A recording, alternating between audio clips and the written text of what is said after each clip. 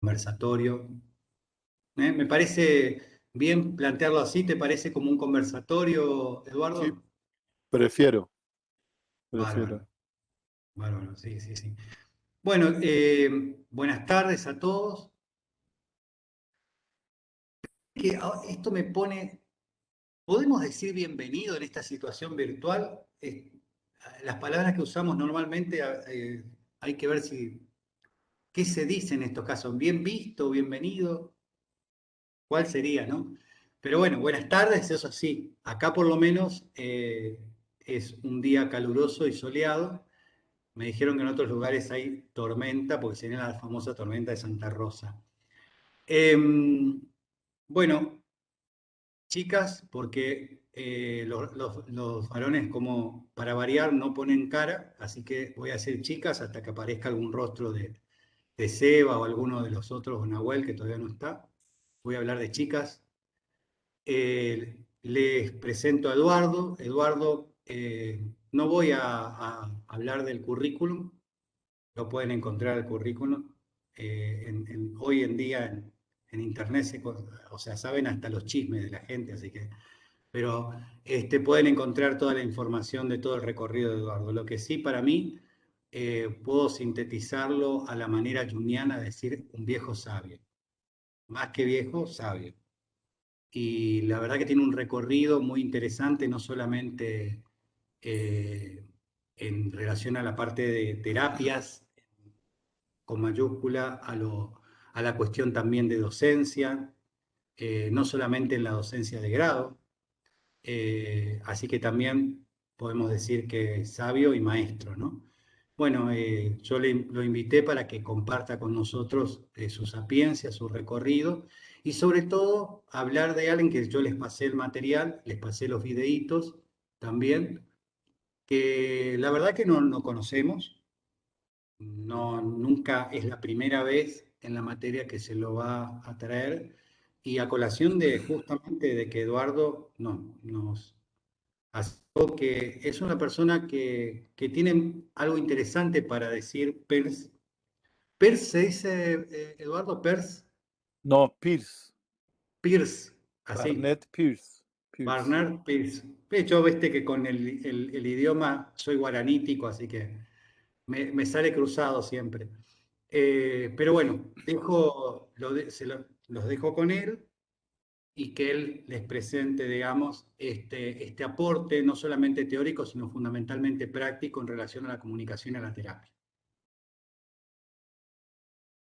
Mira, antes de empezar, hay un chat donde si de escribir alguna cosa en algún sitio. Sí, ahí al costadito dice, justamente abajo, al lado de participante, tendrías que tener chat. ¿Puede ser? Esto podría ser, sí, aquí está. Bárbaro. Ok. Lo digo por si cualquier cosa necesito o quieren que aclare algún nombre, algo, el hacerlo por allí. Bueno, buenas tardes. Yo estoy en Bogotá, Colombia. Bogotá queda a 2.600 metros de altura, lo cual implica que todo el año es la misma temperatura. Cuando llueve decimos que estamos en invierno. Entonces ayer fue un día de invierno, hoy ha sido un día de verano. No hacemos la distinción de ustedes en otras latitudes. La temperatura en Bogotá promedio son 16 grados, para que tengan una idea. Lo digo por estar hablando antes de físicamente dónde están, cómo es. No conozco, me encantaría ir a Corrientes. He ido un par de veces, fui a Rosario, a Buenos Aires y me encantaría ir y sobre todo al sur. Pero bueno, espero poderlo hacer pronto. El, eh, Como decía Ilse, yo soy médico y yo estudié medicina para hacer psiquiatría. Empecé a hacer psiquiatría y nunca me convenció y resolví hacerme psicoanalista. Mi papá era psicoanalista. Yo me crié entre los psicoanalistas, primero argentinos que venían a enseñar y otro los colombianos que se estaban formando y después ya cuando estaban en la formación. Y si bien me parece una manera de aproximarse a la problemática humana, personal muy linda, me parece que en la práctica a mí me quedó faltando cómo ser más útil al otro. En un país con una pobreza muy grande, en un país con unas diferencias enormes, y habiendo estudiado en la Universidad Nacional, siempre mi intención era cómo ser más útil. Y pienso que el psicoanálisis nos pone, somos útiles, no sé, dependiendo de la escuela en que ustedes estén, tienes que venir 1 año, 3 años, 5 años, a ver si a los 5 años soy útil. Entonces, eso a mí me dijo, no, yo quiero hacer algo más práctico, por así decirlo.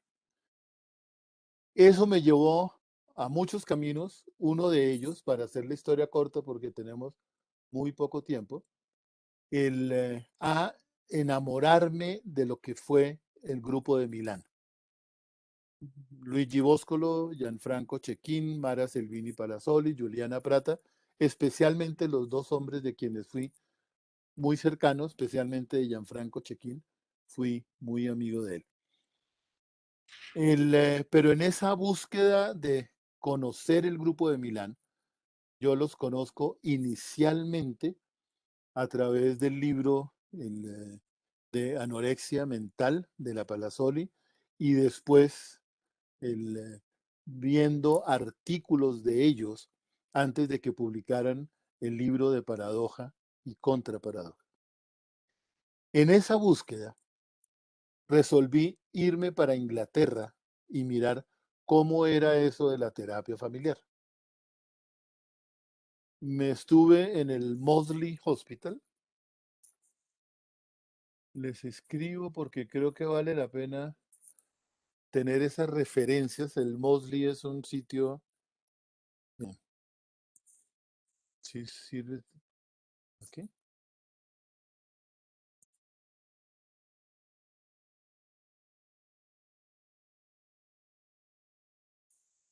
En el,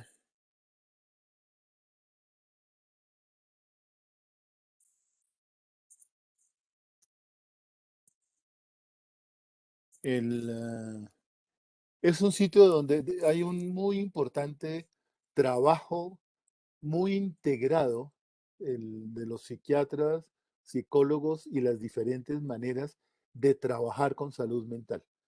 El Moseley es un hospital general, una sección de psiquiatría, una sección de terapia familiar.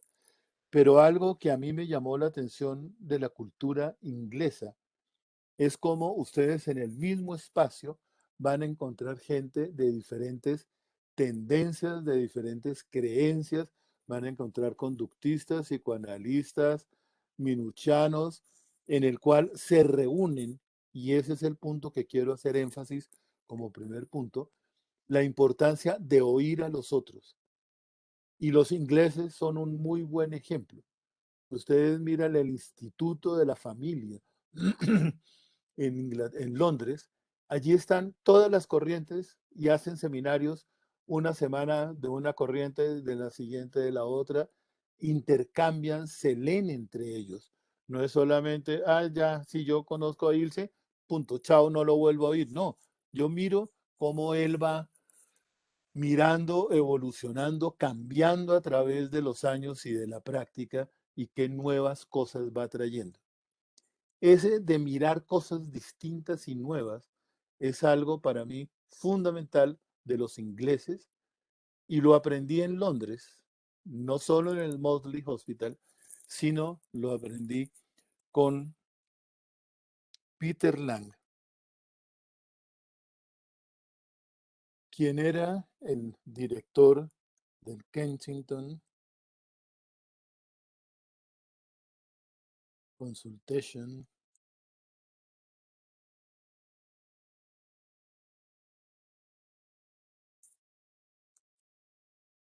Tristemente, el Kensington ya no existe y Peter tampoco. Peter murió hace unos 5 años y el Kensington fue absorbido por la Universidad de Luton. donde hoy hay una maestría y un doctorado en terapia familiar sistémica.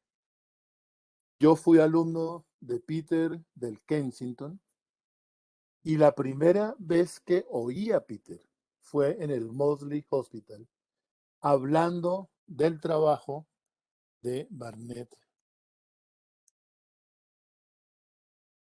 Pierce. Fue la primera vez que oí hablar de él.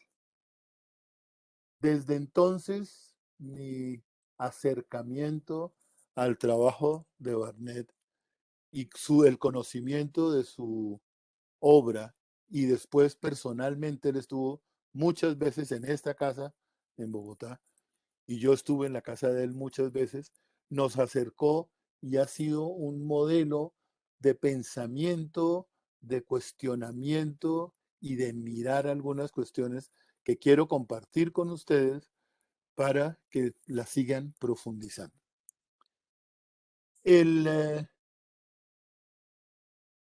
Lo que habló Peter fue en ese momento, estoy hablando del año 90, más o menos, lo que había presentado Barnett con un socio, amigo, él vive, que se llama Vernon Cronin.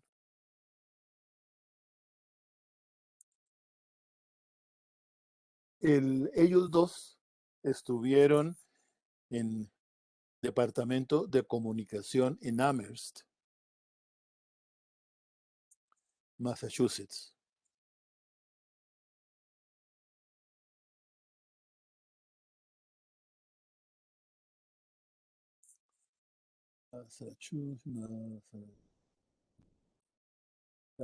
Bueno, lo escribí mal, pero en Massachusetts, ellos trabajaron mucho tiempo y allí ellos desarrollan desde el departamento de comunicación una teoría en un trabajo muy complicado, si quieren.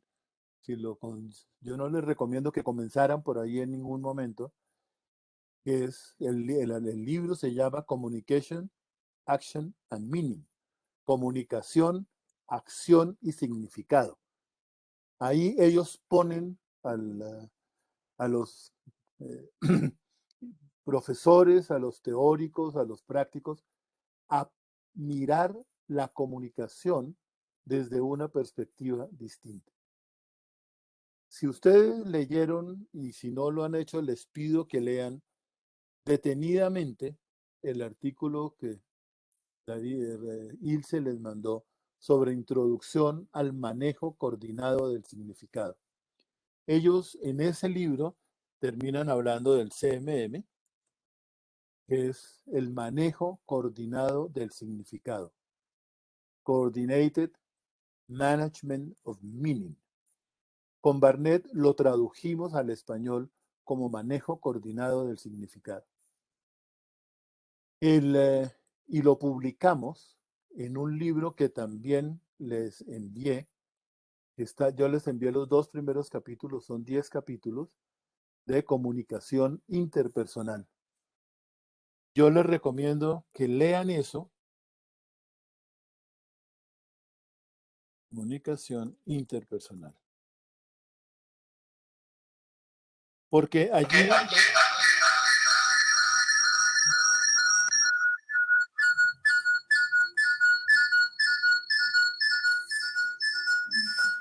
Necesito el micrófono, poner mudo y volver a ver, ahí está.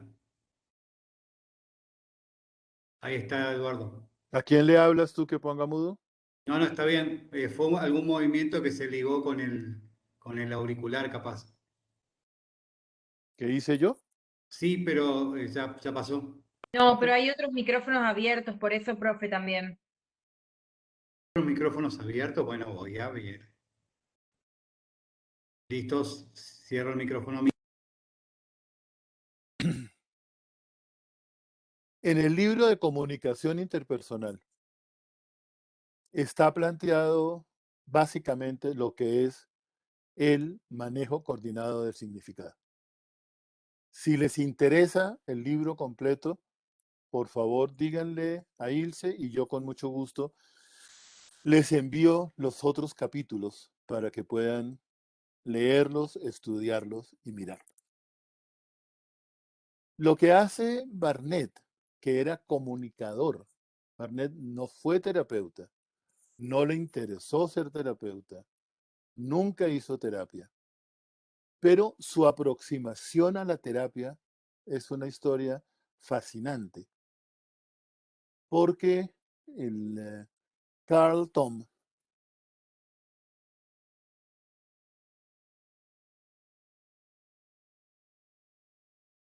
y procuro resumir al máximo, el Carl Tom conoce el trabajo de los de Milán, de Boscolo y Chequín.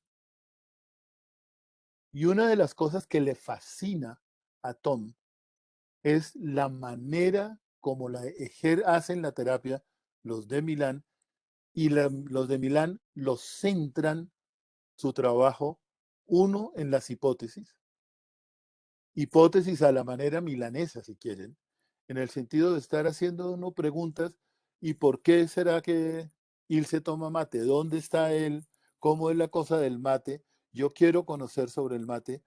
Es una pregunta ingenua, auténtica, de curiosidad. Esa posición de curiosidad es central para los de Milán. Y la otra, la pregunta que acompaña a la curiosidad. Tom escribe sobre ese trabajo, sobre su experiencia, se va para Milán varios meses, conoce y resuelve, después de unos un par de años, hacer un congreso.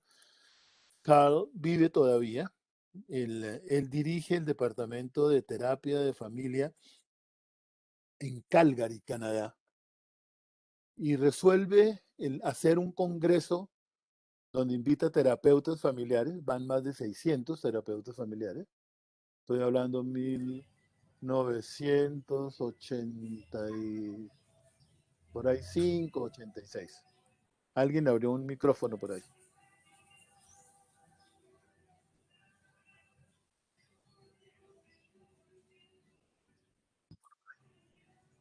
Aye, fíjate que tenés el micrófono abierto. Sí, ay, es que Ok. Lo digo simplemente porque hace un ruido que nos Ahí distrae. le silencié yo.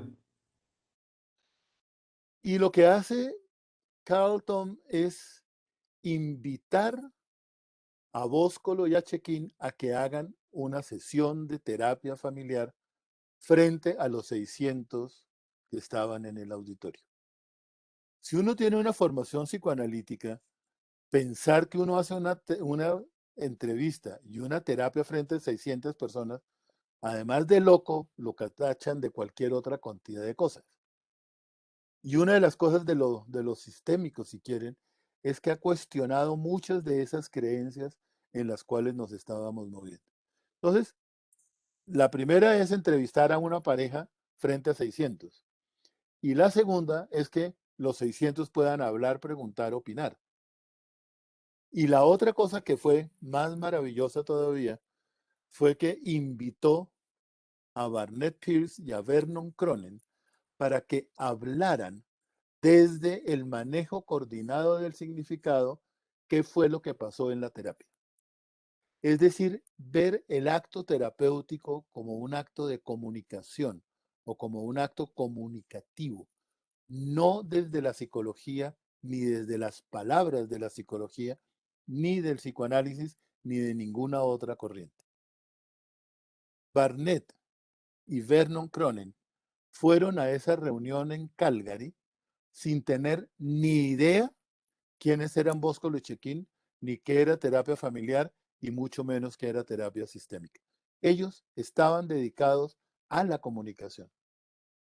Y Barnett tenía una experiencia maravillosa en la universidad, en Amherst, sobre todo con diálogo público.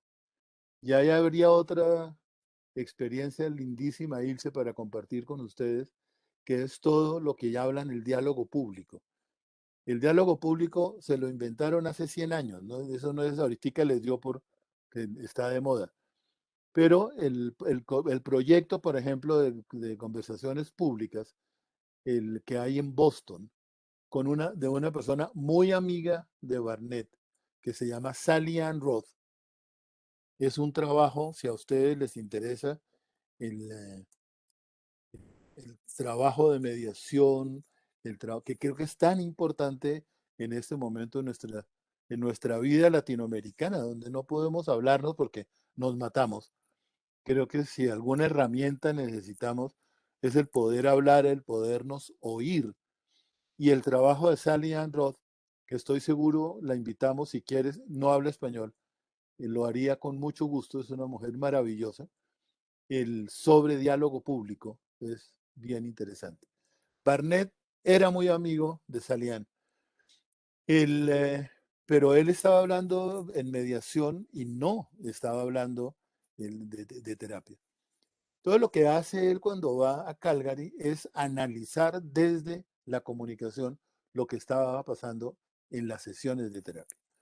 Eso unió el trabajo como personas, como amistad, a Boscolo y a Chequín con Barnett y con Vernon Cronin y con Peter Lang. Entonces ahí ustedes van tejiendo toda una red de personas en que las cuales se han influido, nos hemos influido a través de todo esto.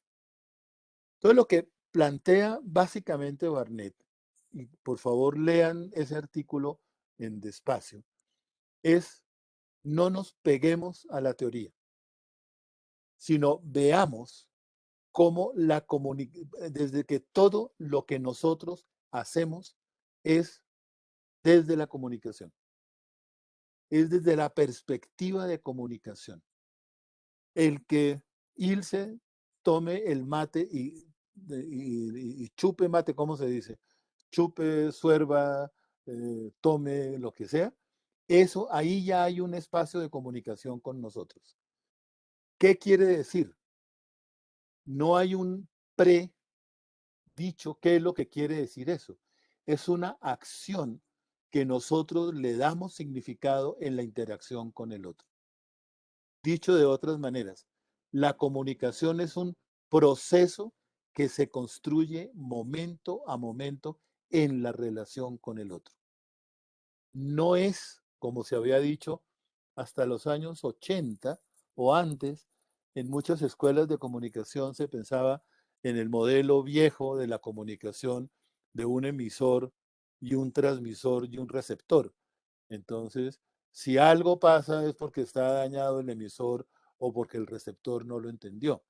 Y se quedaban, y en muchos, tristemente todavía, ese modelo es un modelo que impera en muchas de las escuelas de comunicación. Lo que hace Barnett y mucha otra gente es decir eso ya está mandado a recoger y miremos que la comunicación es un proceso de construcción en la acción con el otro. Dicho de otra manera, uno de los más importantes construccionistas sociales se llama Barnett Pierce, el cual también era amigo de Gergen y de Sheila McNamee. Sheila McNamee fue alumna de Barnett.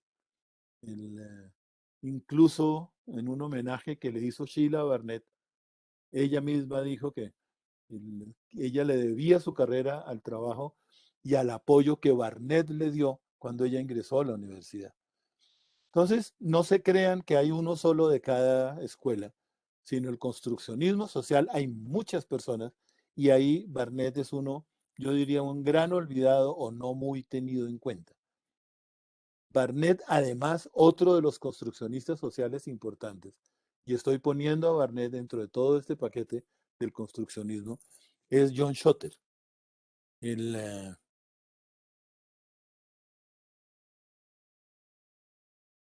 el, eh,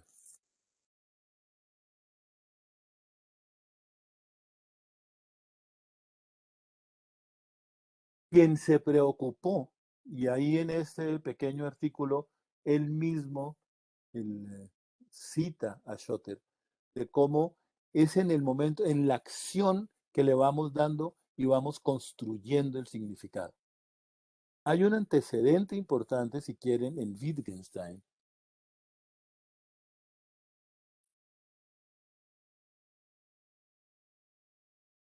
que si ustedes miran el trabajo de él cuando ustedes le preguntan a Wittgenstein o cuando él lo pone en su obra, ¿cuál es el significado de una palabra? Él dice que es el uso el que da el significado. No es, la palabra en sí no significa nada. O dicho de otra manera, tiene muchos significados de acuerdo a algo que va a ser fundamental para el trabajo de Barnett, que es la palabra contexto. Y aquí un punto fundamental es el desarrollo que hace Barnett Peirce sobre el contexto como constructor de significado. Quien había comenzado esa idea había sido Gregory Bateson. Gregory Bateson claramente en un libro que se llama Espíritu y Naturaleza dice, sin contexto no hay significado. Con lo cual da un elemento sistémico fundamental y es la relación. ¿Qué significa algo? ¿En qué contexto? ¿En qué relación? Y desde ahí los elementos básicos de contexto. Si ustedes me preguntan cuáles son los contextos básicos, la primera respuesta, no la última, el primer contexto es el tiempo.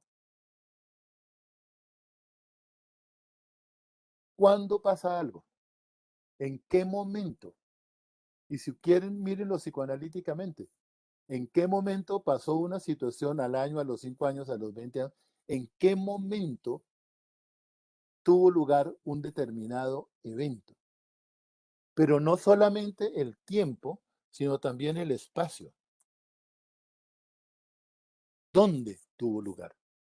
Y allí la pregunta sería, ¿cuándo pasó? ¿En qué relación pasó? ¿Dónde pasó? Y aparecen tiempo, espacio y el otro fundamental sería el lenguaje. Barnett lo llama, siguiendo a Wittgenstein, juegos del lenguaje.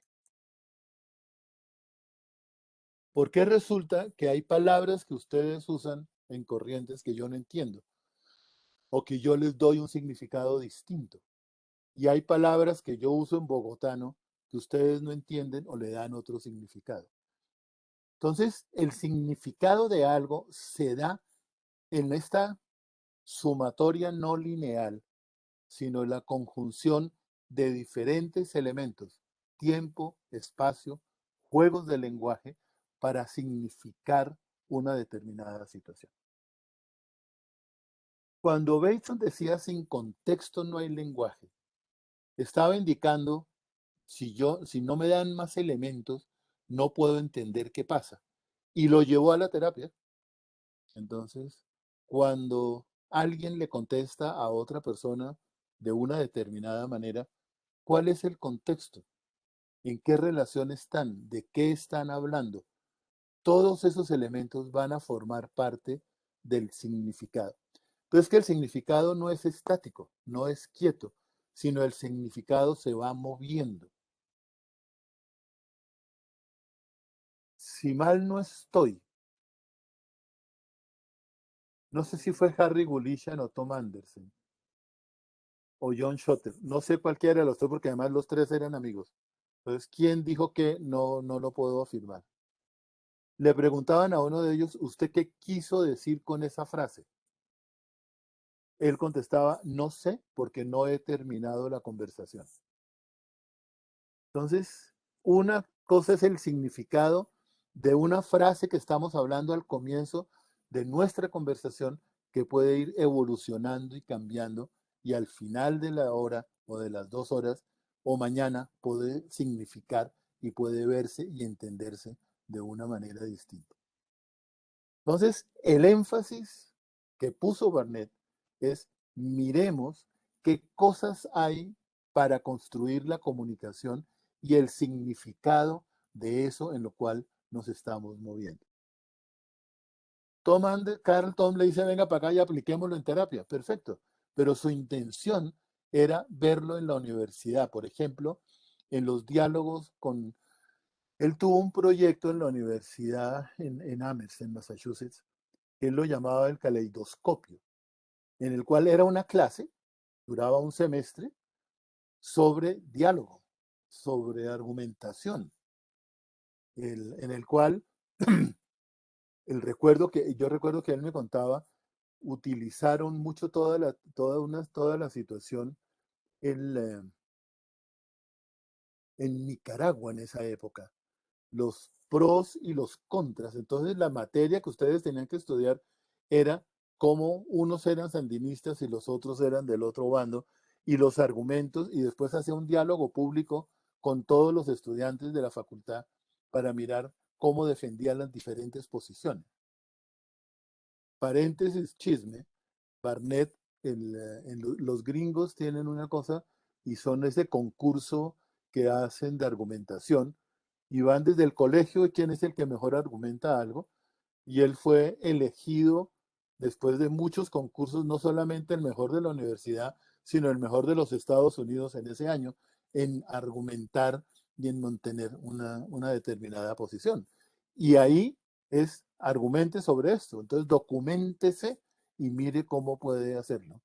Esa era una de las enormes habilidades de él, que era una persona muy linda, muy erudita y un gran conocedor de la historia nuestra, nuestra como humanidad en literatura, pintura, etc.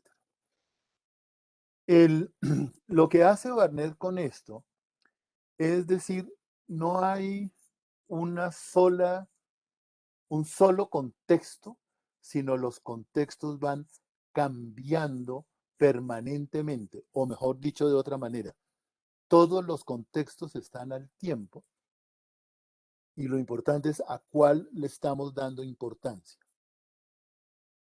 Él hace un ejemplo y es observemos una interacción entre algunas personas o entre dos personas. Si vamos a mirar la interacción, un punto de observación sería el acto de habla.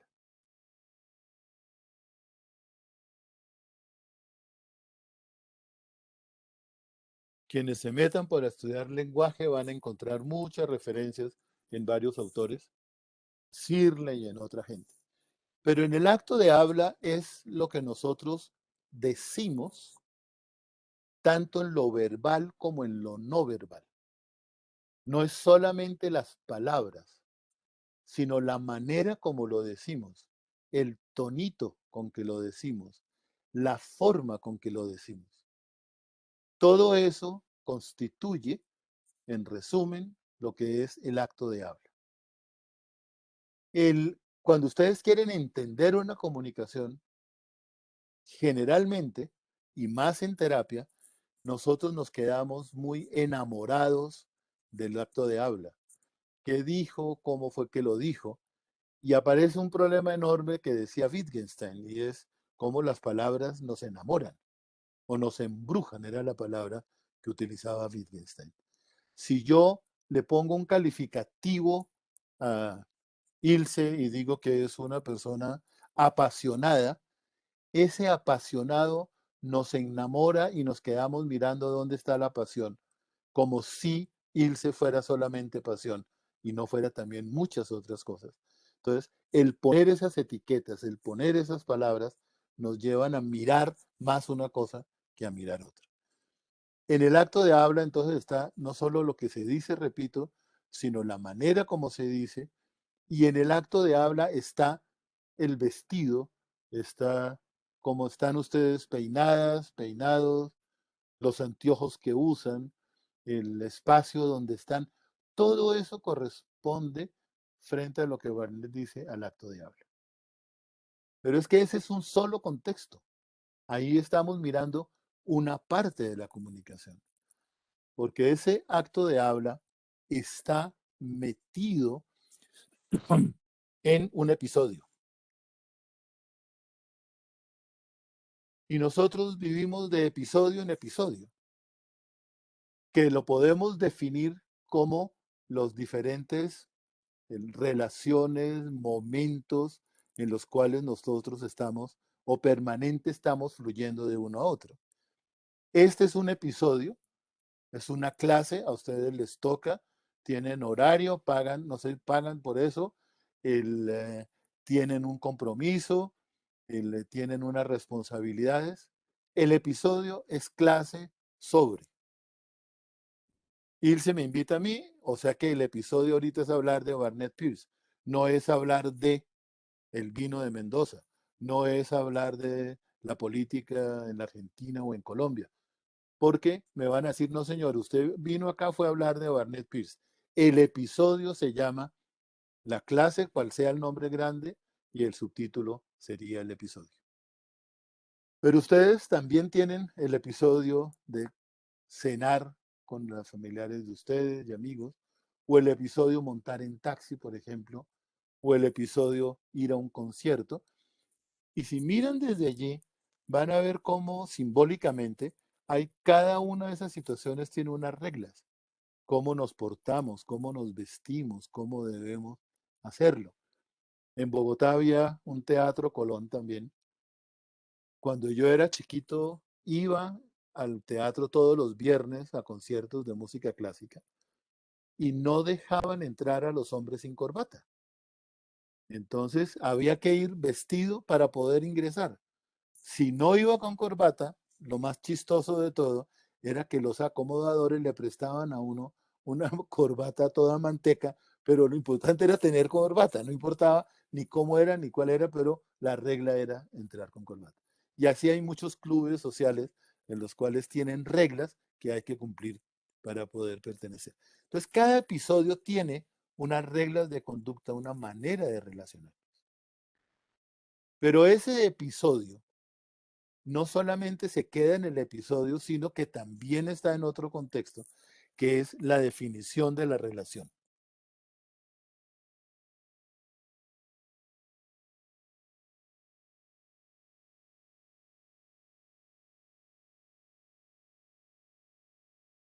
Y esa definición de la relación, miren, si lo miran en detalle, van a ver cómo van a ir coordinándose, depende del episodio y depende de lo que estamos haciendo, van a estar coordinados. Si no están coordinados, si el acto de, si el episodio dice ir a un concierto y yo me voy en vestido de baño, no me dejan entrar y me dice, señor, ¿usted a qué vino? Este no es, aquí no queda la piscina queda en otra parte. Entonces, me va definiendo las reglas con que yo me debo relacionar con los otros de acuerdo al episodio en el cual estamos, de acuerdo a las reglas que hemos establecido o las cosas que hemos hablado sobre un determinado hecho. Entonces, ¿cuál es la relación entre nosotros? Y allí hay múltiples relaciones que están cambiando permanentemente. La relación mía con cualquiera de ustedes, con María Magdalena, quien ya había visto, con quien hablo antes de que comencemos, es una relación en la cual es diferente de la relación con las otras personas. Mi relación con Ilse es de la relación en este instante, él me tiene a mí como invitado a su clase. Entonces yo tengo que comportarme de una determinada forma en esta clase por la relación que tenemos. En otro momento, las relaciones de amigos. En otro momento, las relaciones compañeros de viaje entre un avión o entre un taxi o en lo que sea. Entonces, nosotros vamos cambiando la relación. Pero lo lindo de todo esto es que de acuerdo a cómo definamos la relación, cada uno de nosotros tiene deberes, derechos, obligaciones, oportunidades de relacionarse con el otro. Con la misma persona, si cambio la relación, aparecen unos deberes y obligaciones distintos. Entonces, no todas las relaciones son todas iguales, permanentemente están modificándose de acuerdo al contexto en el cual estamos. ¿Quién define la relación? Pues nosotros. Nosotros, Ilse y yo, ¿tú qué venimos siendo? Entonces, ahí definimos la relación y miramos qué puede ser. Entonces, vamos, lo más lindo para mí de todo este trabajo es la movilidad que va dando y no como una situación estática y quieta. Pero esa manera de definirnos y definir la relación está metida en lo que nosotros llamamos, si quieren verlo, pueden llamarlo, Barnett lo llamaba estoy pensando en diferentes formas, pero él lo llamaba, para ponerlo más fácil, el guión de vida. Quienes hayan visto, leído algo, no sé si en este curso les hablan sobre análisis transaccional. Y en análisis transaccional, un punto importante de analizar es el guión de vida. Y ese guión de vida yo lo voy armando desde el sitio donde nací, desde las historias que voy teniendo, y me va llevando a mí a elegir cosas, a cuál le pongo atención, a cuáles no, y a descartar otras. Uno permanentemente está eligiendo y descartando cosas, porque no se puede todo en la vida. Entonces el guión de vida ayuda o define qué le pongo atención, a qué le paro atención, qué es lo que influye en mí, qué es lo que yo quiero hacer con eso. Pero ese guión de vida está metido, a su vez, en la novela familiar que lo llamó.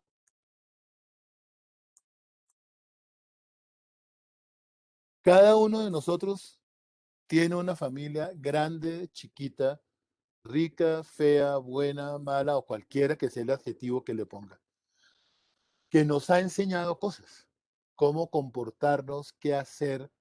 Por ejemplo, estoy seguro que el tomar mate de irse tiene que ver con la familia, me invento yo. Donde él nació, debería haber adultos que tomaban mate. Yo no sé a qué edad se empieza a tomar mate. Si es muy pequeño, si es a los 15 años, si es un signo de independencia, de madurez. ¿Qué simbolismo tiene el mate para ustedes? Porque para mí fuera una curiosidad, no tiene ningún otro significado. Pero para ustedes, y más pienso ahí sobre, cada vez que lo veo siempre está tomando mate, el, eh, el- tiene que tener, digo yo, un significado y una implicación importante. Y yo me lo imagino, me lo invento, tiene que ver con la familia o con el sitio donde nació. O sea que esa novela familiar también está metida con lo cultural, si quieren verlo. Y es en su cultura cuáles son los hábitos, las cosas que pasan, la manera de relacionarse. Que eso a su vez está metido en lo social. Y ustedes pueden agregar a esta lista una serie de contextos, todos los que quieran, que les van dando elementos y herramientas con los cuales ustedes construyen la interpretación de la realidad.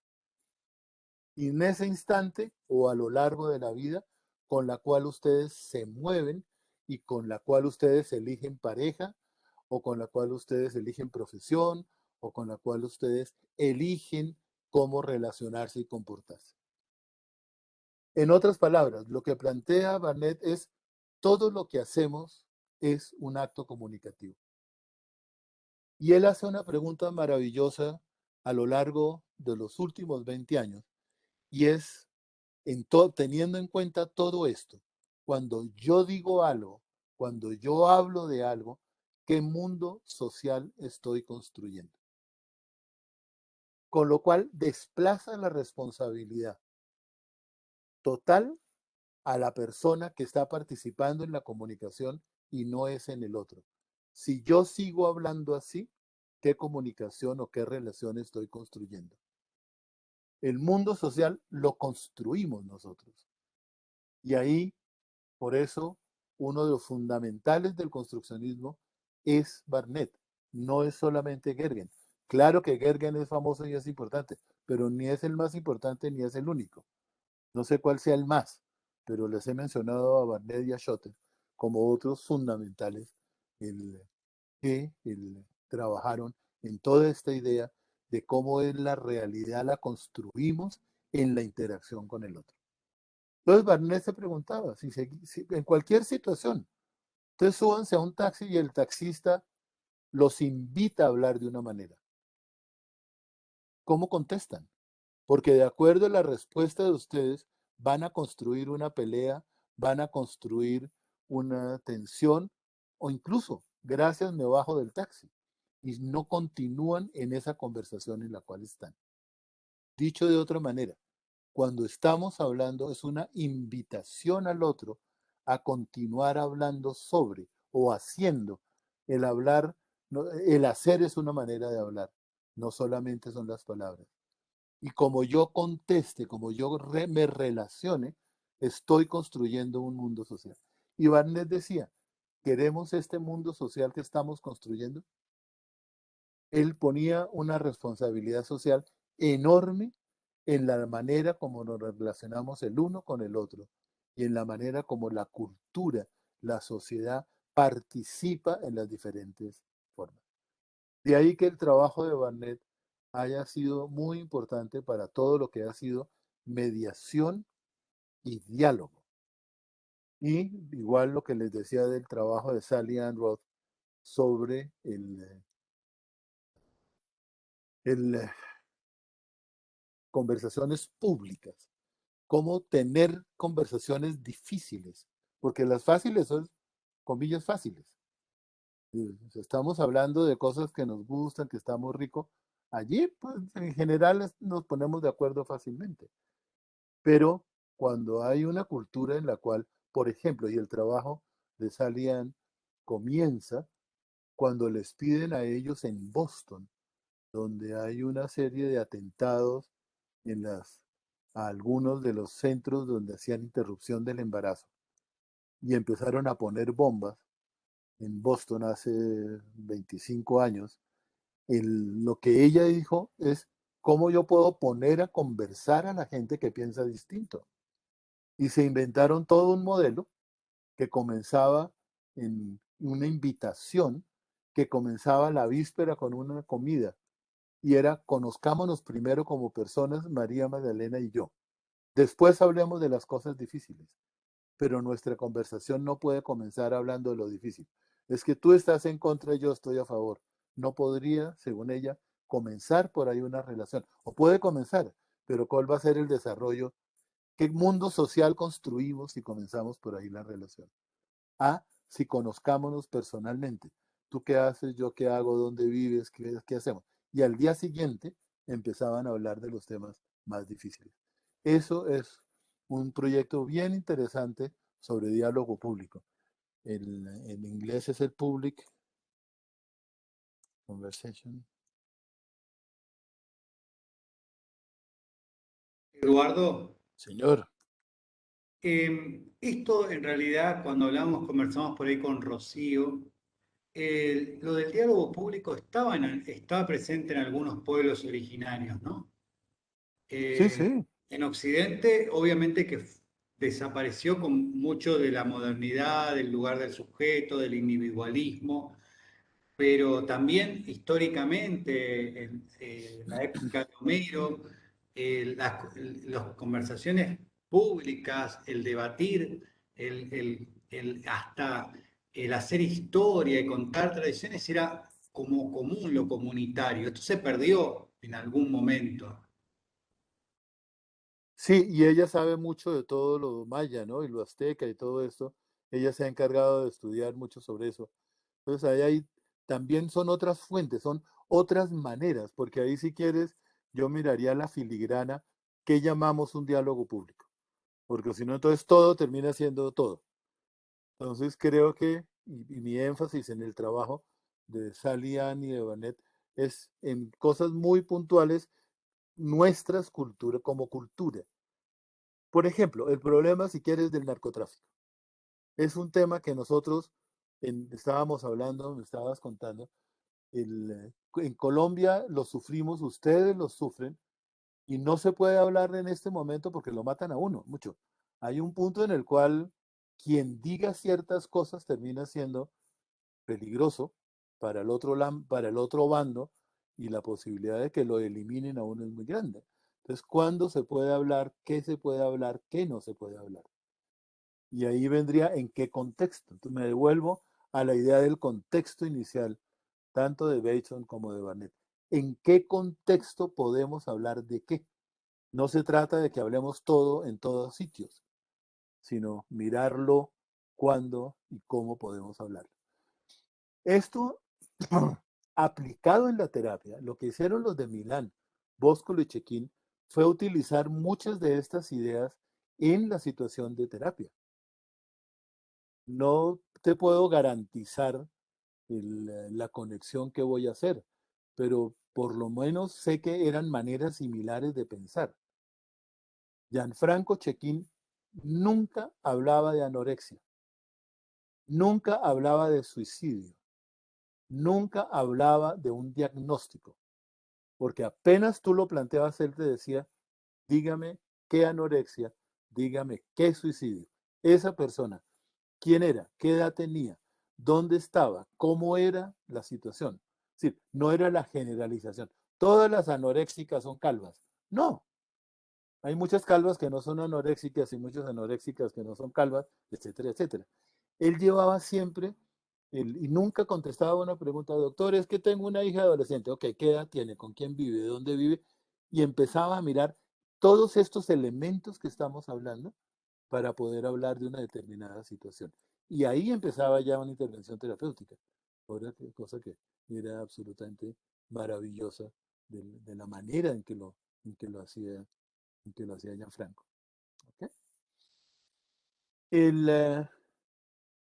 ¿Alguna pregunta? Como un poco redondear ahí, son las 5 ya. ¿Para ustedes son las 7? Para mí son las 5. Son las 7. En esto que decías recién, Eduardo, lo que se trabaja mucho en resolución de conflicto es la reformulación también del problema. Como lo plantea, se lo reformula y se entrega otra manera de decir esto que dijo, pero siempre marcando la intención de estar atentos, pero no contestar inmediatamente a la formulación inicial. De acuerdo. Y ahí Barnett agrega, si miran el articulito que me parece, yo lo releí esta tarde, yo lo he leído muchas veces, y hoy lo leí para la conversación con ustedes, y daría casi como que habláramos párrafo por párrafo, de mirar un poco cómo lo entienden, porque hay muchos elementos, yo diría que es una muy buena condensación, un buen resumen de todo lo que es el, el modelo de Barnett o las múltiples ideas que Barnett va tomando de muchas partes y que en el libro hay muchas fuentes de donde ustedes puedan profundizar. Y él decía que en todo acto comunicativo, en todas interacciones nosotros, está la coherencia, la coordinación y el misterio como 3 elementos fundamentales en la interacción en que estamos. Hay una coherencia en la cual lo que yo digo con lo que quiero ir expresando, con las ideas que voy enlazando, deben estar conectadas o si no ustedes, comillas, entienden otra cosa. Entonces, en el discurso es fundamental que haya una coherencia entre los énfasis que estamos haciendo, el interés que estamos teniendo. Pero hay una coordinación, no solamente con la situación, sino con las palabras, con las preguntas de ustedes, con la clase en la cual están. Y hay un misterio. Mira, María Magdalena también toma mate. Entonces, todos ustedes toman mate. El mate allá es ¿cómo lo definen? María Es un Magdalena. compañero de vida. Mira, ok. ¿A qué edad comenzaste a tomar mate tú? No recuerdo exactamente, pero de chica, porque cuando era chica tomaba mate, pero en vez de agua, nosotros ponemos agua, ¿no? En vez de agua tenía leche, así que yo tomaba ya desde chica. Mira. Ok. Chica es 3 años, 4 años, 8 años. Y supongo que 8 de que es lo que recuerdo, pero Ya. hoy, o sea, yo tengo una hijada y empezó a tomar a los 2 años, empezó a tomar mate. Mira. ¿Y tú, Ilse? Yo también recuerdo que como, mirá vos, como María Magdalena, también comencé con mate de leche y con unos matecitos chiquitos, porque En Buenos Aires hay una modalidad de que son los mates de metal y mates chicos.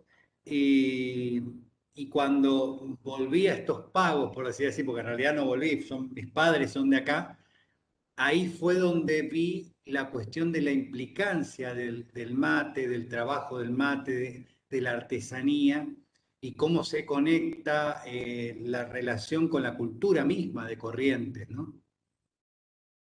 Pero yo también calculo que a los 4 años comencé, digamos. Ok. Andrea Yo dice, tengo tele, dice. Ah, ¿tengo esa qué? es la otra versión. Esa es otra versión, Eduardo, que es la de, en vez de con agua caliente, es con agua fría y a eso se le llama, o con otra infusión, digamos, o sea, uno puede usar otro líquido, pero es fresco, frío, Y a ese se le llama tereré. tereré. Mira, estoy Con jugo, aprendiendo, para mí lo de la leche y lo de que haya distinción entre el caliente y el frío, y es absolutamente nuevo para mí. Bueno, mira, ok. sí, sí, sí. El, No, hay todo, hay hasta poesía sobre el mate, chamamé, o sea, canciones sobre el mate. Hay como relación entre el mate y la amistad. El mate es un símbolo relacional, cultural, muy arraigado en esta zona. si yo Hoy, voy, ¿quién dijo algo? no, perdón, perdón. Hoy en día lo estamos sufriendo mucho porque por el tema de la pandemia no se puede compartir el mate porque tomamos todo de la misma bombilla. Y para Ah, mí fue terrible no poder compartir o que no me conviden un mate, fue terrible. No sé si a alguien le pasó, pero feo. ok. Ahora, eso quiere decir, si yo voy algún día a visitarlos y ustedes me ofrecen mate y yo no ¿cómo se dice? No Sí, si no, toma. vos decís, no, yo no tomo, normalmente, bueno, Hasta se ahí fue. respeta eso. Sí, No, sí, pero sí. mucho, hasta ahí fue, ya perdí puntos. Eh, No, no, te vamos a insistir para que pruebes y una vez que pruebes, que viva la pero experiencia, probaste, sí, lo primero ahí que van a podés decir, pero decir si te gusta o probaste. no. No, no entendí, me hablaron al tiempo. Ah, Me van a insistir en que pruebe. Pruebo, y si digo que no, hasta ahí llegué. No, vamos a y esperar un un poco rato, baja el cariño. vamos a buscar otra modalidad de invitación y vamos a insistir. Ah, bueno. Ok. Fíjate que eso es lo que Barnett hablaba del misterio en la comunicación. Uno nunca sabe qué va a responder el otro. Y siempre hay una dosis de misterio. Y yo diría que parte de la dificultad que tenemos los humanos y en la terapia es porque nosotros suponemos cuál es la respuesta del otro o queremos que dé una determinada respuesta y no aceptamos esa cuota de misterio. Entonces, esos tres elementos para el CMM son fundamentales: la coherencia, la coordinación y el misterio, para tenerlos en cuenta y mirar cuál es la relación que estamos construyendo, que estamos desarrollando entre nosotros. Señor, ¿ibas a decir algo? No, entonces, con el orden del misterio queda también en cierta medida abierto esto de espacios, de lo que diría Carlos Eduardo Maldonado, nuestro amigo, como digamos, espacios de libertad, o sea, donde entraría la novedad, donde podríamos pensar justamente la ficción, donde estaría lo indeterminado como propio de la condición humana y más que todo de la vida misma, ¿no? Totalmente de acuerdo. Y donde la invitación es darnos cuenta de eso y facilitarlo, no solo en terapia, sino en las relaciones entre nosotros. Si no abrimos ese espacio, vamos a llevar a una comunicación en la cual cada vez queremos que pase lo que la autoridad quiere que pase. Entonces, la pregunta de Barnett sería cómo se construye ese tipo de relación. Él invita su posición Al final, Barnett parecía casi como un predicador. ¿Qué mundo social estamos construyendo? Preguntaba Barnett. Y cómo permanentemente estamos en interacción donde yo digo algo, tú dices algo, yo contesto, María Magdalena dice algo, y entre esa conversación vamos construyendo una determinada relación. Puede ir hacia donde queramos, pero hacia dónde va no lo sabemos desde antes. Y incluso aunque queramos manipularla, es que yo quiero llevarlos a... Hay un momento en que se nota o es evidente quién quiere llevar la conversación hacia dónde. Entonces, Barnett lo que dice es, miremos los patrones de comunicación que están construyendo ese tipo de relación. Eso lleva a los de Milán a mirar la anorexia como un patrón de comunicación.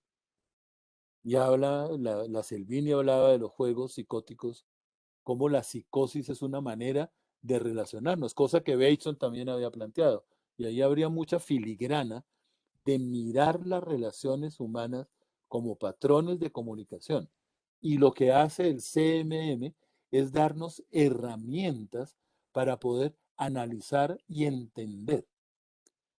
Barnett, evolucionando sobre esto que les he dicho, él se inventa algo que él llama el modelo Margarita. Y Perdón, el modelo Margarita.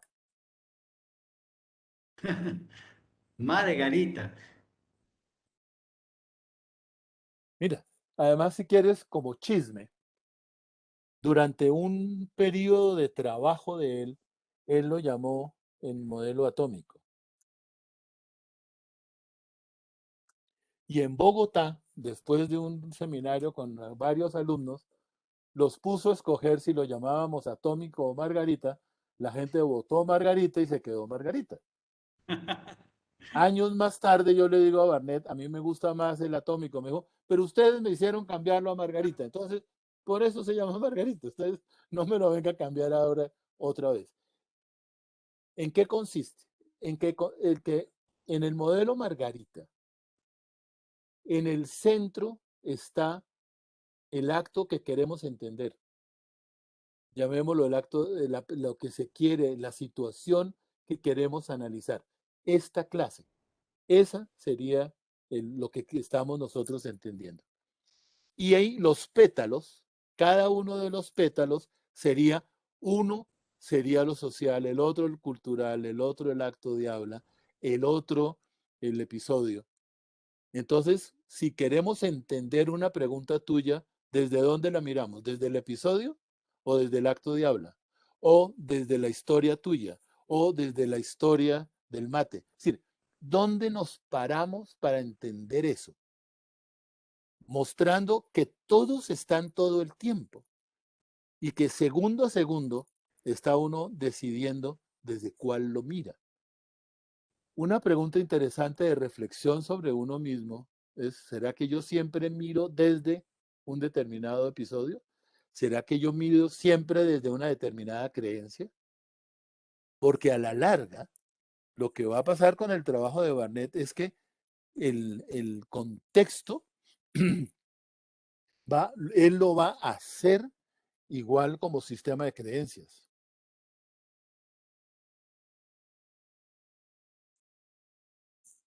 El sistema de creencias es un contexto.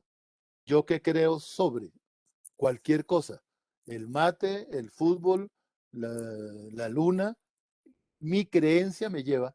Hoy me llamó ahorita una persona que si hacía una consulta familiar, y claro, con mucho gusto. Tenemos el siguiente problema. El señor es abogado, yo no lo conozco, lo conocí por teléfono, y me dices que tenemos una situación familiar muy complicada. Mi señora es muy religiosa y se opone a la vacunación. Nosotros estuvimos en los Estados Unidos en diciembre y no dejó que los hijos se vacunaran. Se opuso. Los hijos, 20 y 21 años, están en la universidad y se vacunaron la semana pasada. Y llegaron a la casa, me vacuné. Y se ha armado la pelotera, no sé ustedes cómo lo dicen, del siglo en esta casa porque los hijos se vacunaron. Entonces ahí ustedes mírenlo, episodio, vacuna, sistema de creencias de cada uno encontrado. Y ahí aparecen diferentes elementos de análisis sin tomar partido en el cual, ¿qué es lo que está pasando aquí? Otra persona que me consultó hace un mes no se vacunaba porque Dios es perfecto y me hizo un sistema inmunitario perfecto y no lo voy a dañar con una vacuna. Era su argumentación. Entonces, les pongo ese trompo en la uña, como dicen, cómo manejamos esas situaciones. Desde acá, entender cómo se construye esa realidad, que sería la pregunta de Barnett, qué factores, qué elementos, qué historias hace que esta señora tenga esas creencias tan arraigadas, que le dé tanta importancia a lo religioso, que los hijos, cuál es la relación con la mamá, cuál es la relación con lo social, qué tenemos que ver con las vacunas. No sé ustedes cómo están. En Colombia, la gente cree que esto ya se acabó y que estamos ya todos tranquilos, salgamos. Vámonos a bailar y a macizaditos. No hay ningún problema porque aquí ya, y un poco María Magdalena, tranquila, compartamos bombillas, que se llama. Compartamos bombilla, que eso es mentira, que eso ya se acabó.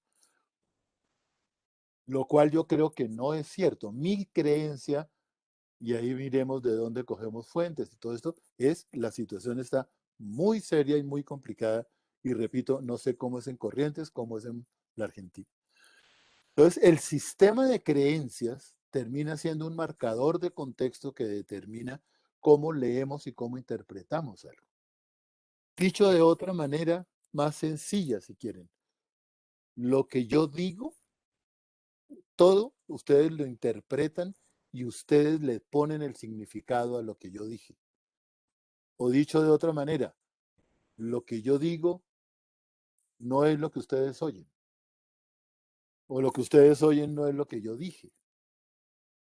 Porque en muchos momentos, y ahí los humanos somos expertos en armar una serie de discusiones, es que usted dijo que, no, yo no dije eso, es que yo oí. Yo recuerdo mucho algo que lo he usado mucho de ejemplo. Cuando yo tenía consultorio, que lo cerré esta semana, y ahora lo tengo aquí en mi casa, me aburrí de pagar un arriendo que hace años no voy y que no voy a exponerme a recibir gente, etcétera, etcétera. Había un muchacho que ayudaba en el aseo, en mandados, en el tinto y todo esto. Entonces, él contesta el teléfono y él me dice, doctor, lo llama la señora María Lucía. Entonces yo paso al teléfono y digo, señora María Lucía, yo no soy María Lucía, soy Clemencia. Perdón, es que me dijo el señor que me contestó que era eso. Perdóneme, señora, cuénteme, yo no la conocía. Hablo con ella, y después le digo a Diego, que se llamaba, Diego, por favor, ponga atención, porque usted le cambió el nombre a la señora. No, yo no se lo cambié. Ella me dijo María Lucía. Diego, ella dijo un otro nombre. No, ella dijo. Entonces, no fue posible que él aceptara que él oyó distinto, porque mi punto no es si la señora dijo o no dijo, sino cómo yo hago la reflexión si lo que yo oigo es lo que tú dices. Y ahí, perdónenme, comienzan enorme cantidad de dificultades interpersonales por la cosa que uno dijo y lo que el otro oye. Ahí comienzan en las amistades, las parejas, los partidos políticos, todos comienzan con ese tipo de comillas, interpretaciones o lo que fuera. Entonces, el sistema de creencias es lo que nos lleva a nosotros a oír y a ver y a entender cosas. Y el punto de Barnett es, hagámonos responsables de que yo estoy significando y que yo estoy manteniendo una relación en este orden de ideas. Eduardo, en esto podríamos, por ejemplo, pensar, yo decía, qué importante es hacia dónde va nuestra pregunta, ¿no? Yo le voy a decir de otra manera, decir, al sistema de creencias o al argumento, ¿no? porque no es lo mismo. A veces nos quedamos, no vamos al sistema de creencias, que como que sería el sustrato, el piso, ¿no? Y vamos al argumento y preguntamos sobre el argumento y se extiende el desarrollo del argumento y no consideramos hacer una pregunta sobre el sistema de creencias. Ajá. Claro, lindo, pero además míralo de otro lado. Esto te da a ti dónde hacer preguntas, el sistema de creencias, el episodio, la relación, cuál es el contexto familiar. Mucho, esto nos abre puntos donde explorar, donde mirar, para ver elementos que nos permitan entre ambos entender una situación y construir una historia. Que ahí viene un punto lindísimo de Barnett, y él habla de la diferencia entre la historia vivida y la historia contada. No son lo mismo. Ustedes están viviendo conmigo una experiencia. Vayan y cuéntenla. Les garantizo que es distinta de la que yo estoy viviendo con ustedes o ustedes conmigo. Mejor, peor, lo que quieran, pero yo lo que estoy diciendo es diferente. O dicho de otra manera, échense a la piscina. La experiencia de meterse en una piscina es distinta de la experiencia de hablar de la piscina. Entonces él habla de esto como un factor importantísimo en la terapia, en la mediación, en las relaciones interpersonales. Uno es la historia vivida y otra es la historia contada. Y Barnett hacía, porque se nos está acabando el tiempo, otra distinción para mí me parece hermosísima, y es las historias contadas en primera o en tercera persona. No es lo mismo, Ilse dijo, me contestó tal cosa, a que yo digo que Ilse dijo. Yo digo que María Magdalena, bla, bla, bla, no es lo mismo que ella dijo, ella se comportó. Me quito la responsabilidad. Entonces, miremos cuándo y en qué momentos hablamos en primera o en tercera persona, o los relatos en primera o tercera persona. Y ahí Barnett toca todo algo que se ha puesto de moda, que es toda la situación también que cree la gente que se está inventando el agua tibia sobre la narración. Los humanos somos contadores de historias. Te estaba por decir, como un antecedente de la narrativa. Totalmente. Totalmente. Entonces, pero somos contadores de historias. ¿Quién eres tú? Y me cuentas un cuento. María Magdalena, ¿quién eres tú? Y me cuentas otro cuento. Pero lo fascinante es que si yo te pregunto quién eres, María Magdalena, me cuentas un cuento distinto que el que le cuentas al novio. Incluso, ¿qué hiciste ayer? A mí me cuentas una cosa y al novio le cuentas otra. ¿Por qué? Porque hay cosas que tú crees que a mí me interesan y a otras no me interesan, o que al novio le interesan o que crees que no. En otras palabras, el otro influye y determina lo que yo cuento. No es tan neutral de que yo cuento todo así nomás, no. Para mirar qué cuento, otra vez todos los marcadores de contexto. Yo qué me imagino que a María Magdalena le puede interesar de mí, qué me imagino que a él se le interesa de mí. Y de ahí yo cuento. Y lo que él me responda me va a confirmar mi creencia y voy a cambiar y hablar de una cosa o de otra. En otras palabras, las narraciones y las historias se están en construcción permanente, cosa que me parece una apertura muy positiva, muy linda y muy esperanzadora de no tener que quedarnos a repetir historias. Porque como vos bien decías, nosotros lo vimos, en el abordaje adleriano ya está el tema del proyecto de vida, el guión de vida y el plan de vida. Ya estaba en Adler, ¿no? Y también lo vimos en Bernie. Pero acá también se pone en juego una dinámica interesante. Decime si es una locura, pero se me ocurre en esto de combinar los conceptos. La relación define el guión y establece una novela, pero ni el guión ni la novela serían cerradas porque la relación es un siendo que, digamos, está en movimiento, como también la comunicación está en movimiento, entonces la misma novela y el guión están abiertas a un final, no tienen un final, están escribiéndose constantemente. ¿De acuerdo? Lindísimo. Y fíjate, a mí hay una cosa que no me gusta de los modelos, y es que si tú te encasillas en el modelo, te toca moverte solo con los elementos del modelo. A mí me encanta la ópera. Yo no oigo ninguna otra cosa. Ok, pero lo digo de una vez y no pretendo que sea ni lo mejor, ni la salvación, ni nada. Y en música me meto por ahí. Pero en esto que es la conducta humana, Barnett, yo hablando de Barnett perfectamente, él estaba interesado en entender su marcador de contexto, que lo decía él así. ¿Cuál es su marcador de contexto? Es entender las relaciones desde la comunicación. Que hay otras maneras, perfecto, pero es que yo no hablo de esas otras porque no las conozco.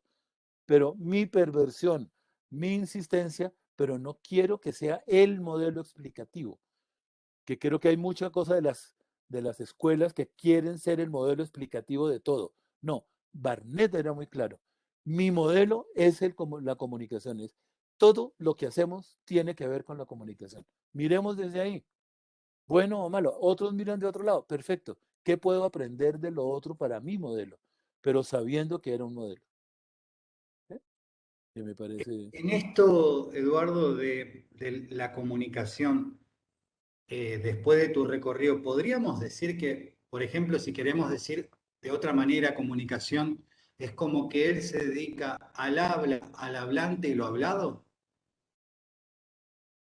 Yo iría más allá de eso, porque tiene que ver también con el contexto en el cual está, con el medio en el cual está, con las relaciones en las cuales estamos. No es lo mismo vivir en Corrientes que vivir en Bogotá. Y ahí, aunque no nos demos cuenta, determina muchas cosas. Entonces yo te diría que va más allá. Sería Mm. ampliar la observación a los múltiples marcadores de contexto, como para ser exactos con él, que le están dando significado momento a momento las cosas. Entonces, sí, creo que yo lo Bueno, pondría ahí. buenísimo, clarísimo. Bueno, dejamos las posibilidades a las preguntas. También es interesante. Yo escuché, a mí me sonó que algunas cosas, ahora que lo escucho desde Eduardo, veo muchos antecedentes o muchas relaciones con otros abordajes que vimos y que vamos a ir viendo. No sé ustedes qué les suena, si quieren hacer alguna pregunta de relación, algo que ustedes, alguna intuición, porque no necesariamente tiene que ser así. No es una pregunta desde la idea de construir verdad, sino aproximaciones. Así que es el momento de mentir y de equivocarnos.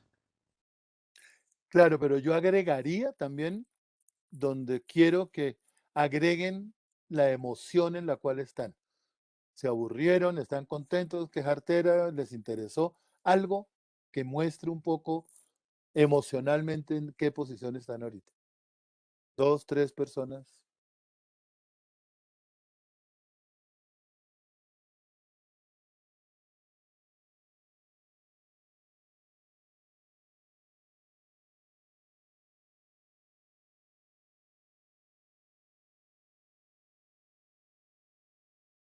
Bueno, si quieren yo comento.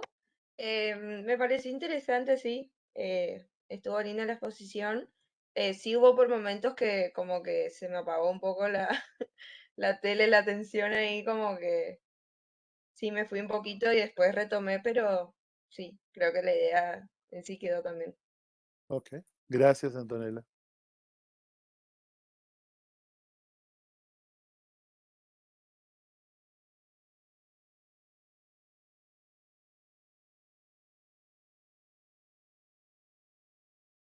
¿Alguien más?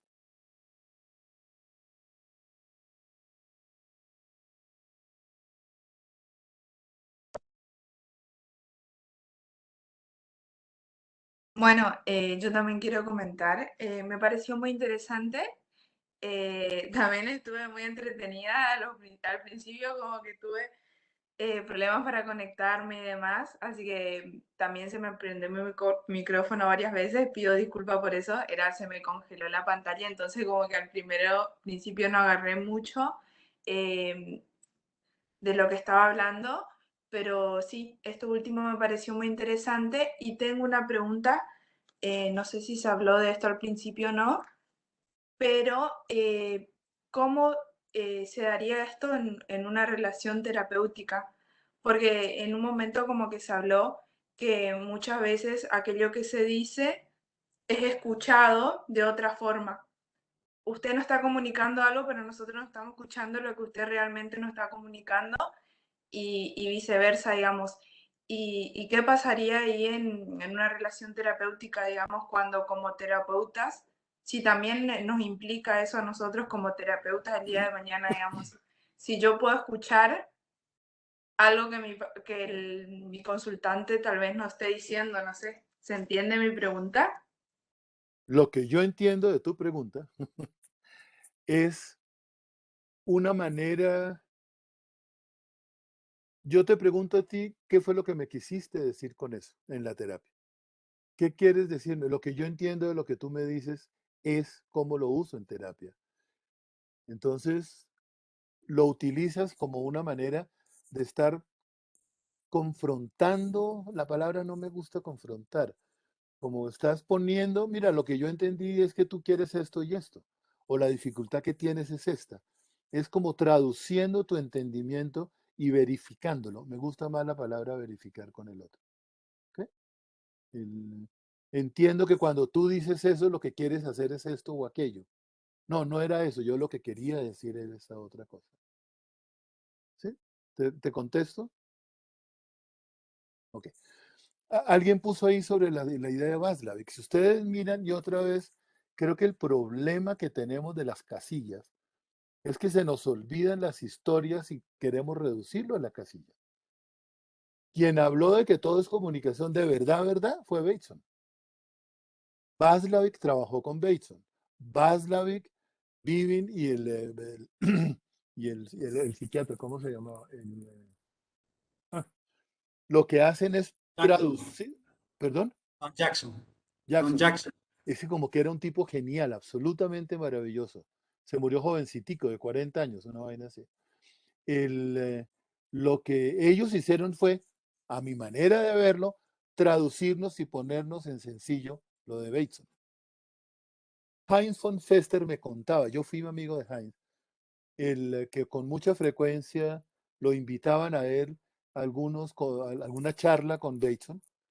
Y Heinz decía, miren, lo que dice Bateson es tan maravilloso que ustedes no lo entienden porque es transparente. Entonces lo que yo voy a hacer es ponerle un poquito de color por detrás para que ustedes lo vean. Entonces decir de quién es una idea me parece que es un atrevimiento.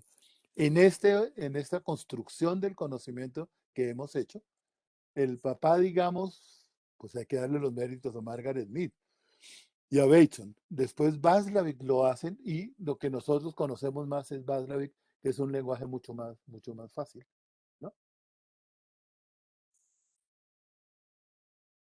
Pues ahí, que supongo que no tiene micrófono, por eso Candelaria escribió, dice, personalmente me gustó mucho lo de la responsabilidad social, muy ligado a la posmodernidad, dice ella, en relación a hacernos cargo de que realidad es la que estamos construyendo y cómo reformulamos los problemas que se nos presentan. Ok, lindo, me parece. Gracias, Candelaria. ¿Dónde está Candelaria? Que alce la manito, Candelaria. Gracias.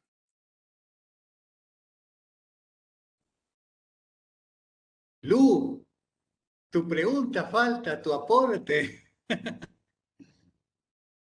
Desde hoy que me estaba resonando una cosa, pero no quería interrumpir.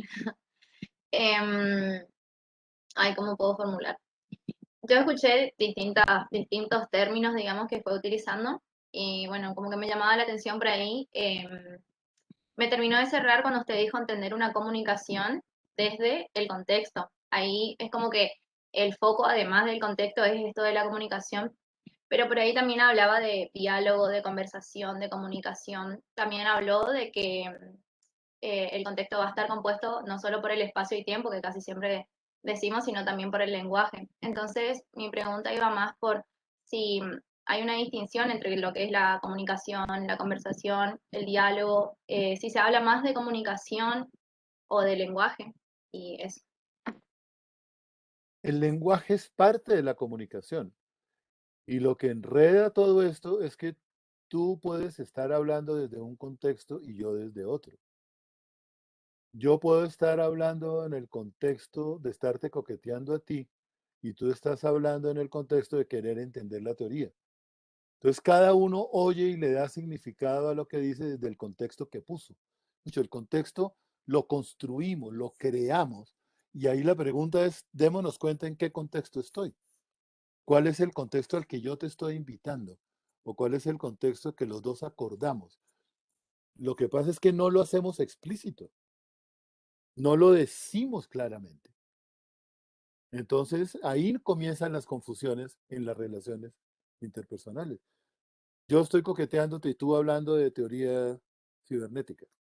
Entonces estamos ahí entrecruzados y cada uno interpreta desde su deseo, su necesidad, lo que está pasando. Entonces, Eduardo, en esto qué interesante porque cuando uno se pone a pensar todo este escenario, ¿no? Porque son conceptos pero que marcan todo un escenario de ampliación, ¿no? Yo creo que la mayor virtud que hay que tener es la paciencia para ir esperando, no apresurarse, ir preguntando en todo esto que fuiste marcando, porque yo creo que estamos más acostumbrados a una respuesta rápida, una reacción y una pregunta muy reducida a lo que normalmente nosotros entendemos que nos preguntó. Nos preguntamos sobre el contexto de la pregunta, sobre lo que siente, sobre lo que le pasa, sobre la historia de esa pregunta. No, a mí me parece que la primer virtud, además de tener todo este abanico, es la paciencia para saber esperar y preguntar muchísimo antes de responder. Y quizás no responder, solamente preguntar. sí, de acuerdo, de acuerdo. Y también, profe, en esto la cuestión de muchas veces no escuchamos o estamos formulando la respuesta antes de que el otro termine de hablar, digamos. Y nada más comentarle, primero le agradezco mucho que haya accedido a nuestra invitación, muy clara la exposición, y me quedo con esto de la curiosidad, ¿no? Porque por lo menos a mí me pasa como terapeuta muy reciente, es muy difícil desprendernos a veces de nuestro sistema de creencias para cómo miramos al consultante, digamos. Eh, yo me siento como, conocí Colombia, amo Colombia, entonces que un colombiano me hable me emociona tanto que quizás lo escucho de otra manera a si fuese otro invitado, digamos. Y ahí ya me condiciona la manera de escucharlo. Pero tiene que ver con vivencias mías, digamos. Entonces, como digo, como terapeuta reciente, me cuesta mucho a veces despojarme de mi sistema de creencias y escuchar al sistema de creencias del otro, digamos. Entonces me quedo con esto de la curiosidad y hacer siempre preguntas en cuanto a todo para ir tocando todas las áreas de la persona, digamos, como una totalidad. Primero, muchas gracias. Segundo, me gusta lo que dices. Tercero, no te despojes de tus prejuicios, que eso no es posible. Reconócelos y con el reconocimiento es más fácil ver cómo te acercas, haces algo. Porque si te tratas de quitártelos, te vas a quedar peleando tú contigo para despojarte de. Nada, me encanta hablar contigo, ok. Y eso me hace oírte distinto y yo me doy cuenta de eso. Lo cual me hace, Eduardo, no le pare tantas bolas a María Magdalena, oiga también lo que está diciendo el Guadalupe. Mucho. No es despojarme, es utilizarlo, mi invitación.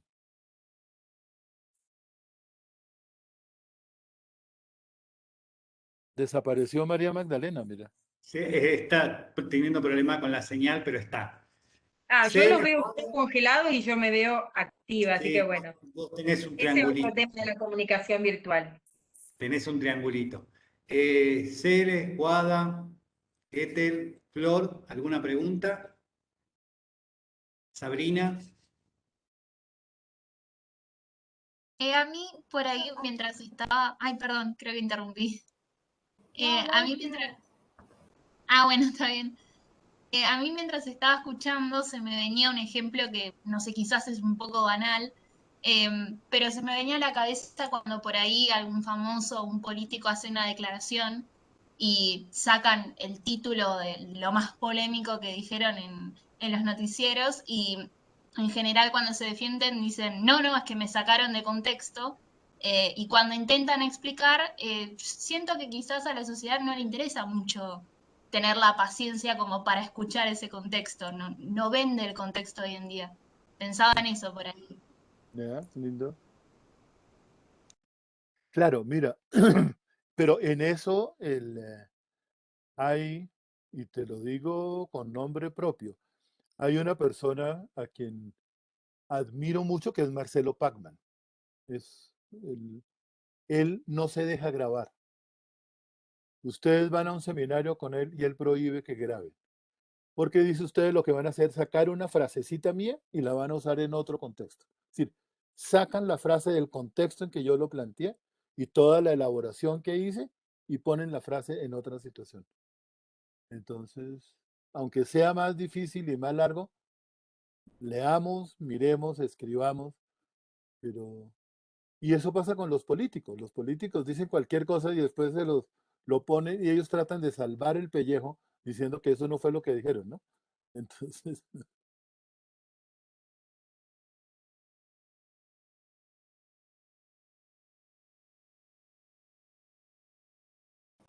Por ahí yo tenía como una acotación eh, cortita que me resonó cuando usted había comentado esto del contexto y de que puede haber confusiones si las dos personas tienen un contexto diferente. Y yo pensaba por ahí que no solamente desde el lenguaje verbal se podría dar una mala interpretación, sino que incluso desde los mismos gestos, del lenguaje no verbal, por ahí todo tiene que ver, ¿no?, con la cultura, con los hábitos, con las costumbres, incluso con esto de la novela familiar que usted comentaba antes, que es muy fácil, digamos, como malinterpretar si uno no entiende el contexto o no tiene las mismas costumbres que el otro. Por ahí, por ejemplo, no sé, siguiendo con la línea del mate que estaban hablando hoy, a nosotros nos parece re normal estar en una clase y que el profe o todos los alumnos estén tomando mate. Pero capaz si viene una persona afuera que no entiende nada y no sabe ni siquiera lo que es un mate, por ahí le parece una falta de respeto y dice, ¿cómo van a estar tomando adelante mío mientras estamos en una clase? Y sin embargo acá es lo más normal del mundo, digamos, y no es una cuestión de ofensa, justamente por el símbolo que tiene el mate de compartir, que es una costumbre ya demasiado arraigada acá. claro, lindo. Y fuera de eso, agrégale las interpretaciones posibles. Alguien que no tenga ni idea, quién sabe qué historia se arma con el mate. Mucho puede, si especulamos un poquito, podemos armar varias telenovelas alrededor de lo que alguien de otra cultura totalmente ajena piensa frente a la situación mate. Eduardo, les comento una anécdota. Bueno, yo tengo, como bien, más allá, como les decía, de que hay distintos estilos de mate, también yo no sabía que hay una forma de tomar mate que no me la habían comentado nunca. Yo me voy a una comunidad de Santiago del Estero, en el interior, y veo que están preparando el mate, y el mate era 3 veces ¿no? O sea, 1 kilo de yerba entraba en el mate, ¿sí? Para que te des una idea. 1 kilo en el mate. Bueno, y yo justo me toca sentarme al lado del cebador. Y tenía una pava, viste, de esas enormes, porque era sacar, era un grupo, una comunidad, y saca la pava enorme y ceba en ese mate que parecía interminable lo que estaba cebando. Pero perdóname, Imagínate, ¿qué es una pava? es donde se calienta el agua, en vez de una cacerola, es un elemento para calentar el agua. No ¿Sí? puede ser en cualquiera, es un elemento especial para No, calentar el pero agua del mate? se acostumbra normalmente en este caso ocupar la pava y después se modernizó y trasladamos a tener un termo, digamos, ¿no? Ok. Pero el gaucho usaba la pavita, digamos, una pavita chiquita, o sea que... Pero bueno, el tema es que me pasa en el mate que tenía casi 1 litro de agua, ¿no? Y yo no sabía la dinámica, era una ronda, pero yo estaba al comienzo y le entro a dar, no terminaba más porque en el criterio del ritual del mate, vos tenés que hacer un ruidito. Ah, carajo. ¿En No sé si serio? se escuchó ese Sí, ruidito. sí. ¿Eh? Bueno, imagínate que yo tenía que lograr llegar a ese ruidito. Me puse verde, ¿no? Porque cuando llegué, ¿viste? Y el hombrecito le paso el mate y me dice, no, era una chupadita y tenía que recorrer todo el círculo.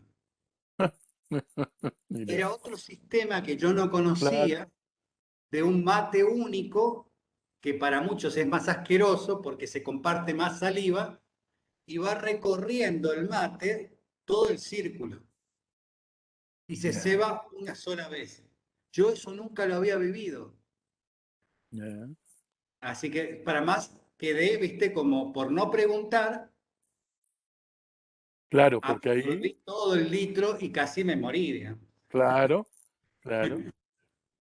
Lo cual hay una conclusión de todo esto. Nada es obvio.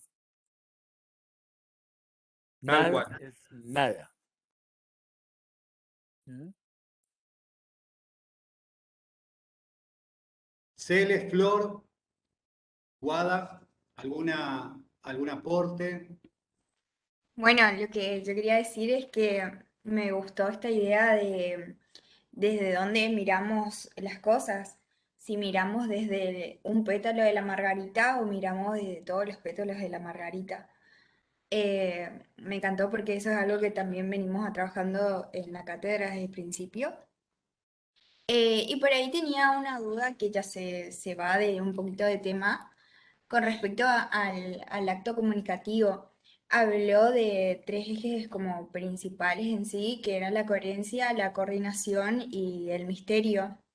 Y la coordinación como, no sé si se quedó por fuera o no lo agarramos. Ah, mira, la coordinación es como cuando ahí se lo invitan a tomar ese mate, se coordina, sus actos, su manera de hacerlo, tiene que ver con lo que los otros están haciendo. Y ahí hay desde nosotros una coordinación, le pasan el mate y lo hace. Para el Señor había una incoordinación porque hizo lo que no tenía que hacer. Pero permanentemente estamos afilándonos de qué es lo que hay que hacer en la relación nuestra. No está preestablecido. Si tú me invitas a tu casa a comer, ¿dónde me siento? Y coordinamos porque hay un puesto el tuyo, otro el de tu papá, otro el del invitado. Estamos coordinando las acciones para danzar la danza de la comunicación, para ponerlo así. ¿Ok? Y lo vas haciendo en el actuarlo, lo vas haciendo.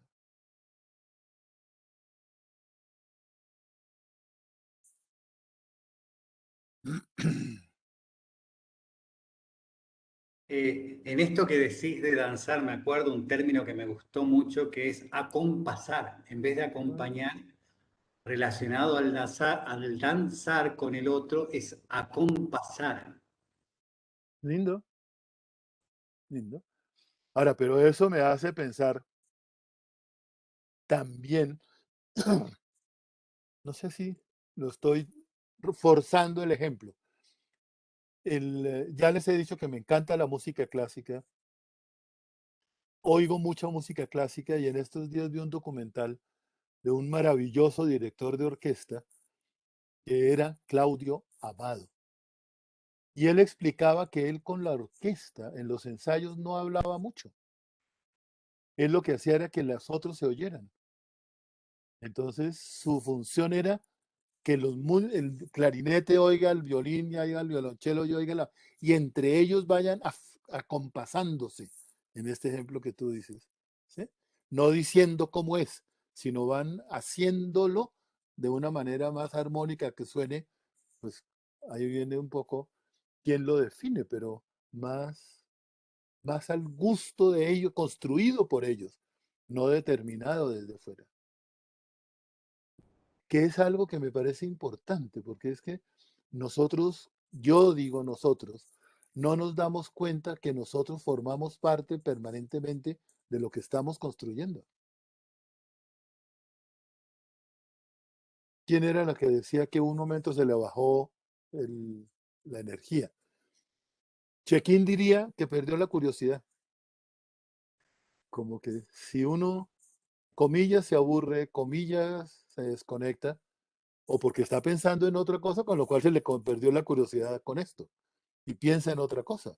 No está mal, no es para sentirse uno culpable, sino qué me falta o qué me falta a mí para entender o engancharme con esto, para acompasarme con esto. ¿Eh? Lo importante es darse cuenta, no es tengo que estar permanentemente alerta una hora, no. Todos los experimentos demuestran que al cabo de hora y media ya la gente se desconecta, piensa en otra cosa, se aburre. Pucho, eso es estar vivo. Y ahí vuelvo, yo lo conecto también con la educación, con la pedagogía, ¿no? Con la labor del psicólogo cuando trabaja en una institución educativa y te mandan a un chico diciéndote que este chico no aprende. Y el hecho de hacer la pausa y no aceptar esa confirmación que nosotros tenemos que registrarla como obvia y confirmar que el chico no aprende. Ahí tenemos que hacer más preguntas. Decir, bueno, ¿y cómo es la temática del que enseña? ¿Cómo es el lugar en donde aprende? ¿No? Pensando en esto que vos decís. Y también se suma en algo no dicho, pero que me parece que está presente en el análisis, la complejidad, ¿no?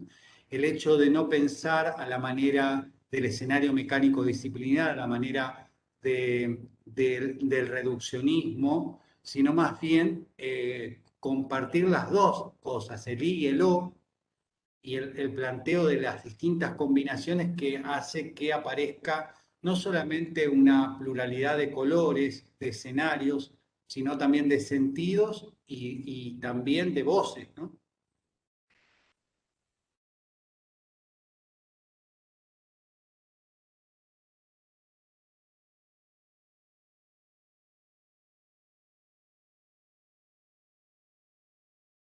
Muy bien, ¿algo más? Bueno, estamos en un tiempo prudencial para tu persona.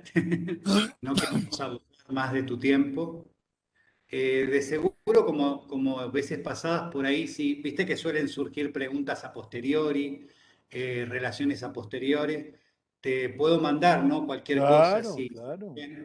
te mando un correíto o un audio con lo que surgió, que por ahí después nos va conectando con otras cosas. Y también, bueno, siempre sugerencias que vos después por ahí, si querés compartirnos algún texto o algo que quieras que nos recomiende, lo ponemos como lectura recomendada de ampliación, ¿no? Yo ahí te mandé varios textos, me gustaría que los vean despacio y si quieres que nos volvamos a reunir, con mucho gusto. No hay Vale, problema. vale, vale.